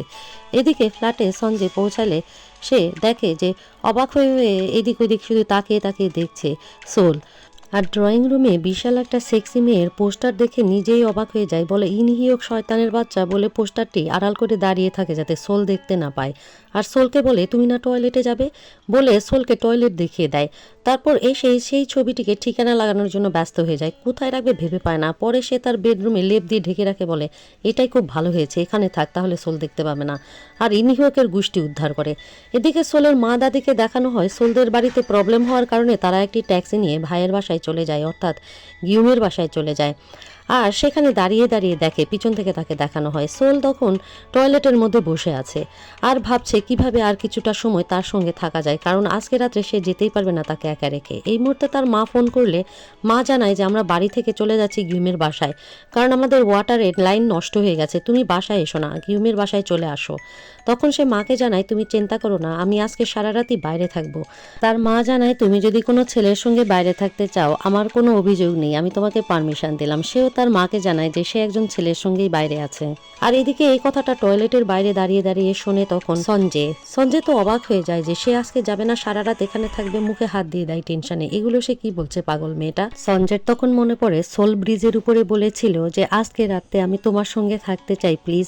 সেই কথাটা মনে পড়ে সে আরো ভয় পেয়ে যায়, তার তো বুকে ব্যথা করতে থাকে, এখন সে কিভাবে নিজেকে কন্ট্রোল করবে, হায় আল্লাহ। এই বলে তো সে একেবারে সোফায় বসে ম্যাগাজিন উল্টো করে পড়তে থাকে, টেরও পায় না যে উল্টো ম্যাগাজিন পড়ছে। সোল টয়লেট থেকে বের হয়ে আসে আর ঘড়ি চেক করে দেখে এখনও তো সেই সময় হয়নি, সে কী করবে, কিভাবে আরও সময় থাকতে চায়। এরপরে তখন ইমসল এসে তাকে বলে কেন না তোমার হাউস একটু ট্যুর দিয়ে দাও না আমাকে। তারপর সে পুরো বাড়ি ঘুরে দেখায়, আসে তো পাগলের মতো যা দেখে তা কিছু নেই রিয়াক্ট করতে থাকে। টুপি পরে দেখায় দেখো তো কেমন লাগছে। সঞ্জয় বলে তোমাকে খুব সুন্দর লাগছে। এরপরে তো সে সব ঘুরে ঘুরে দেখে আর কমেন্টস করতে থাকে। তারপর গার্ডেনে গিয়ে সঞ্জয় চুপচাপ শুধু দেখতে থাকে যে এই পাগলিটা কি করে দেখি। আর্টিফিশিয়াল গাছ নিয়েই বলে গাছের পাতাটা অনেক সুন্দর গন্ধ করছে। সঞ্জয় বলে এটা তো আর্টিফিশিয়াল। এরপর সে ক্যাকটাসকেও আর্টিফিশিয়াল মনে করে আঙ্গুল দিয়ে টাচ করতে গেলে তো সেখানে তার হাত কেটে যায় আর সঞ্জয় অস্থির হয়ে যায়। তখন তার মনে পড়ে ঠিক ব্যাকেও সঞ্জয় এরকম যখন পানি থেকে তাকে তুলেছিল তখন অস্থির হয়ে গিয়েছিল, বলেছিল কোথাও লেগেছে কিনা। আর এই সময় প্রেজেন্টে ফেরত এসে যখন তাকে দেখে সঞ্জয় আবারও সেই একই রকম করছে, সে খুবই অস্বস্তিতে পড়ে যায়। তারপরে হাত ছাড়িয়ে নেয় সঞ্জয়ের কাছ থেকে আর বলে যে কেন না আমরা একটু রাত্রে কোনো কিছু ডিনার করতে পারি না আজকে, আমি তো কিছুই খাইনি। সঞ্জয় বলে আমি তো ডিনার করতে পারবো না কারণ আমি ডায়েটে আছি। সে বলে তাহলে কোনো রামেন বা নুডলস আমি বানিয়ে ফেলবো। এরপরে সিন কাট করে দেখানো হয় সঞ্জয়ের ফ্রেন্ড আর ম্যানেজার কথা বলছে এটা কিভাবে সম্ভব আর কোন মেয়েকেই নিয়ে বাসায় ফ্ল্যাটে আসলো। তারপর আবারও সিন কাট করে দেখানো হয় সঞ্জয় নুডলস রান্না করছে। নুডলস রান্না শেষ করে সেই নুডলসটি একটা বাটিতে ঢেলে পরিবেশন করলে সে বলে যে তুমি তোমার জন্য নিলে না। তখন বলে আমি বললাম না আমি ডায়েটে আছি। বলে ও হ্যাঁ তাই তো। আর তার ঔষধগুলোর দিকে অবাক হয়ে তাকেই থাকা দেখে বলে এখন কি এই ঔষধগুলো সম্পর্কেও তুমি জানতে চাও। বলে সে সবগুলো ঔষধ বলে যে সব ভিটামিন। এরপরে সে সাপ্লিমেন্ট ভিটামিন নেয় শুনে খুবই খুশি হয়। আর এগুলো যে ডিপ্রেশন বা মেন্টাল কোনো রোগের ঔষধ না সেটা সে তখন সঞ্জয়কে বলে আমি ভেবেছিলাম এরকম কোনো ঔষধ। সঞ্জয় বলে ওগুলো সব রিউমার, এগুলো সব আসলে আমাদের সম্পর্কে ছাপানো হয়, এগুলো বিশ্বাস করো না। এরপর সঞ্জয় যখন ওই দিক পাশ ফিরে ঔষধটা দেখতে থাকে সেই মুহূর্তে সে ঘুমিয়ে যাওয়ার নাটক করে, কারণ তার খাওয়াও শেষ হয়ে গেছে, এখন কি করে বেশি সময় থাকা যায়। এরপরে সঞ্জয় কাছে এসে বলে এখন ওঠো, তুমি যে ঘুমাওনি আমি জানতে পেরেছি, বেশি এম্বারেস হওয়ার আগে এখনই উঠে পড়ো প্লিজ। তখন সে আসলে লাফ দিয়ে উঠে পড়ে আর ঢং করতে পারে না। সঞ্জয় বলে এবার আমাকে সত্যি কথা বলো প্লিজ, কেন তুমি আজকে আমার বাসায় এসেছো, কেন তুমি আজকে রাত্রে আমার সঙ্গে থাকতে চেয়েছো। এবার সে আমতা আমতা করে বলতে পারে না প্রথমত, তারপরে মন খারাপ করে বলে কারণ আমি যদি আজকে এখানে না থাকি তাহলে আমি মারা যাব। তখন সঞ্জয় বলে মানে মানে তুমি যদি এখানে না থাকো আমি মারা যাবো, এই তো। সিন কাট করে সোলের বাসার দারোয়ানকে দেখানো হয় অনেকক্ষণ একজন লোককে সোলদের বাসার সামনে দাঁড়িয়ে থাকতে দেখে সে একটি লাইটার নিয়ে আবিষ্কার করতে যায় কে এই সন্দেহজনক লোক আর কেনই বা দাঁড়িয়ে আছে, এবং সেইখানে আমরা লাইট মারতেই দেখতে পাই সেটি আর কেউই নয়, কিম থেসাং। এবং সে সঞ্জে আর সোল দুজনার সাথেই পড়তো। সোল সঞ্জেকে বলে, আমি তোমাকে প্রোটেক্ট করার জন্যই এখানে থাকতে চাই, আমি যেতে চাই না, আজকের রাতটা আমি তোমাকে বলতেই পারো পাহারাই দিতে চাই। তখন আবার সঞ্জে অবাক হয়ে যায়, বলে তুমি কিসের পাহারা দিবে আর কী বা হয়েছে? সে তখন বলে, আমি আসলে একটা ব্যাড ড্রিম দেখেছি তোমাকে নিয়ে। বলে আচ্ছা আমি বুঝতে পেরেছি। সঞ্জে জানায়, আর সেই ব্যাড ড্রিমে তুমি নিশ্চয়ই দেখেছো আমি মরে গিয়েছি। তুমি আর তোমার ব্যাড ড্রিম এখনও তুমি চেঞ্জ হলে না। না, এরপরে স্টুডেন্ট লাইফের কথা মনে পড়ে, হাই স্কুলেও সেম এরকমভাবেই বলেছিল যে সোল একটি ব্যাড ড্রিম দেখেছে তাকে নিয়ে, আর সেই ব্যাড ড্রিমটা তার কাছে এতই রিয়াল মনে হয়েছে যে সে তাকে বাঁচাতে চায়, সে চায় না যে সে সুইমিং করুক। সঞ্জয় বলে, হাই স্কুলেও তুমি স্বপ্ন দেখেছিলে যে সুইমিং করতে গিয়ে আমার ক্ষতি হবে, কিন্তু তুমি দেখেছো না তোমার স্বপ্ন সত্যি হয়নি, আমি ঠিক ছিলাম, সুতরাং এই স্বপ্নও সত্যি হবে না। সোল জানায়, আমি সেটাই থেকে দেখতে চাই। তখন সঞ্জয় বলে, একটা প্রশ্নের উত্তর দাও, তুমি কেন আজকে এসেছো? আমি যদি মারাও যাই তাতে তোমারই বাকি, তুমি কেন আমাকে প্রোটেক্ট করতে চাও? একবার কি নিজের মনকে এই প্রশ্নটি জিজ্ঞেস করে দেখেছো? এবার আর সোল তাকে কোনো উত্তর দিতে পারে না। টাপ করে উঠে যখন বাটি রাখতে যাবে তখন বাটির বাকি খাবার তার গায়ের উপর পড়ে তার গায়ের জামাটিই নষ্ট হয়ে যায়। তাকে এরকম দেখে তো আরও অবাক হয়ে যায় সঞ্জয়। তাড়াহুড়ো করে সঞ্জয় তার রুমে গিয়ে তার নিজের একটা টি শার্ট বের করে তাকে বলে, হয়তোবা তোমার বড় হবে কিন্তু পরে নাও। পরে তার বেডরুমে সে চেঞ্জ করতে গেলে বসে বসে ভাবে ওই ডিমের কথা, ডিমটা বেডরুমে আছে। তাড়াহুড়ো করে বলে, তোমার কি চেঞ্জ হয়েছে? ততক্ষণে তার চেঞ্জ হয়ে গিয়েছিল। সে তখন বলে, ঠিক আছে তুমি যাও। সে যখন ঘরের বাইরে চলে যায় তাড়াহুড়ো করে সেই ডিমটি লুকাতে যাবে, ওই সময় আবার সেই রুমে ব্যাক করে সোল। ততক্ষণে ডিম লুকাতে গিয়ে সেই ছবিটি বের হয়ে এসেছিল, আর ওই ছবি থেকে সোল বলে, তোমার এগুলোরও অভ্যাস আছে, আমি ভাবতেও পারিনি। আর সে নানা বলে যে এটা আমার নয়, এটা আমার বন্ধু ইনহিয়োকের। আর লেপ দিয়ে ওটাকে ঢাকতে গেলে সোল তখন হেসে ফেলে, আর সোল গিয়ে লেপ টেনে ওটা ধরতে চায়। আর ওই সময় টানাটানির এক মুহূর্তে সোল একেবারে পড়ে যায়, আর সে সোলকে ধরতে গিয়ে সেও সোলের উপরে পড়ে যায়। আর সেই সময় তাদের দরজায় এসে হাজির হয় মাতার অবস্থায় ইনহিয়োক। ইনহিয়োক ঝাপসা ঝাপসা চোখে দেখতে পায় যে বেডের উপরে কার সঙ্গে যেন শুয়ে আছে সঞ্জয়। আর সঞ্জয় তখন তাড়াতাড়ি গিয়ে দরজা লাগিয়ে দেয়, আর তারপরে লুকাতে থাকে সোলকে। সোলকে একটা আলমারির মধ্যে লুকিয়ে দিয়ে সেখানেই দাঁড়িয়ে থাকে। আর রুবে ইনহিয়োক এসে বলে, আমি যেন একটি মেয়েকে দেখলাম মনে হলো। সে বলে, না, কোনো মেয়েকে দেখোনি, আমার মনে হয় তুমি ওই যে ওই ছবিটা যেটা তুমি এনেছিলে সেটা দেখেছো। তখন সে বলে, না, সেটা একটা মেয়েই ছিল, আমি জানি। বলে যে শোনো, অন্য মেয়ের সঙ্গে থাকো আমার কোনো সমস্যা নাই, কিন্তু ওই যে সোল মেয়েটা আছে না, সে কিন্তু তেমন প্রিটি না, তার থেকেও প্রিটিয়েস্ট মেয়ে এই দুনিয়াতে আছে। আর তুমি মুভ অন করো, তার জন্য আর বসে থেকো না। তখন সে তোতলামো করতে করতে বলে, আমি কে বললে ইমসোলের জন্য বসে আছি? আমি তার জন্য বসে নেই। বলে, সেটা তো তুমি মাতাল হলেই আমরা টের পাই তুমি বসে আছো কিনা। প্রত্যেকবার মাতাল হয়ে হয়ে কি করেছো তোমার কি মনে নেই? আর ইমসোল তো ভিতর থেকে সব কিছুই শুনছে। এরই এক পর্যায়ে সে তখন তার ড্রেস খুলে ফেললে ইমসোল চোখও বন্ধ করে ফেলে। আর সেখানে ইমসলের ছবি পেয়ে এসে ইমসলের ছবি দেখায় আর বলে, দেখো তো এই ছবিটা কেন টেবিলে? এখনও তুমি তার মানে তাকেই মনে করছো, ঠিক না? আর মাতাল হয়ে হয়ে কি করেছো তোমার তো মনে নাই না? এরপরে বিগত কয়েক বছরে বাল হয়েছে ততবারই ইমসোলের বাসার কাছে গিয়ে গিয়ে পড়ে থাকতো, আর সেখান থেকে ইনহিয়োক তাকে উঠায় উঠায় নিয়ে আসতো, অনেক বুঝাই শোনায়। সেই স্মৃতিগুলো আসলে দেখানো হয় যে কত বছর কিভাবে সেই ইমসলকে মিস করেছে এবং তার বাড়ির সামনে গিয়ে ওয়েট করেছে। আর তার বন্ধু বলে, আর নয় বুঝলে, এখন মুভ অন করো। ইমসল সব কিছুই ভিতর থেকে শুনে।